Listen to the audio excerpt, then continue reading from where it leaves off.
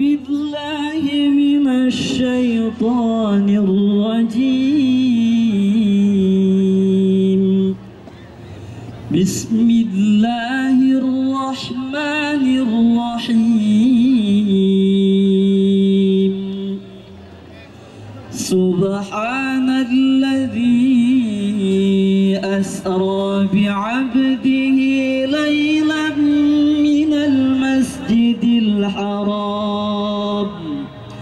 من المسجد الحرام إلى المسجد الأقصى الذي باركنا حوله لنريه من آياتنا إنه هو السميع البصير. وآتينا موسى الكتاب وجعلناه هدى لبني إسرائيل ألا تتخذوا من دوني وكيلا. ذرية من حملنا مع نوح إنه كان عبدا شكورا. وقضينا إلى بني إسرائيل في الكتاب لتفسدن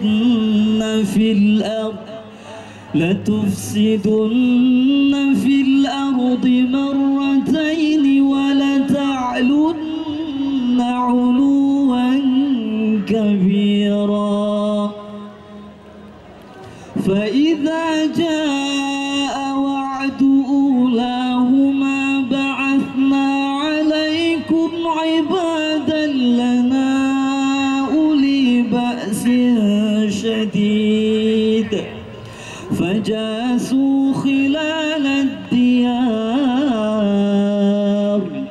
وكان وعدا مفعولا. ثم رددنا لكم الكرة عليهم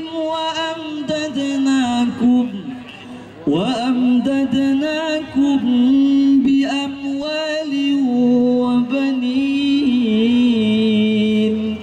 وجعلناكم أكثر نفيرا. إن أحسنتم لأنفسكم وإن أسأتم فلها. فإذا جاء وعد الآخرة ليسوءوا وجوهكم وليدخلوا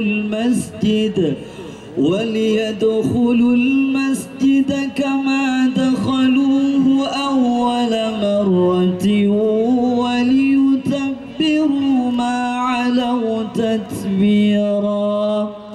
عسى ربكم أن يرحمكم وإن عدتم عدنا وجعلنا جهنم للكافرين حصيرا.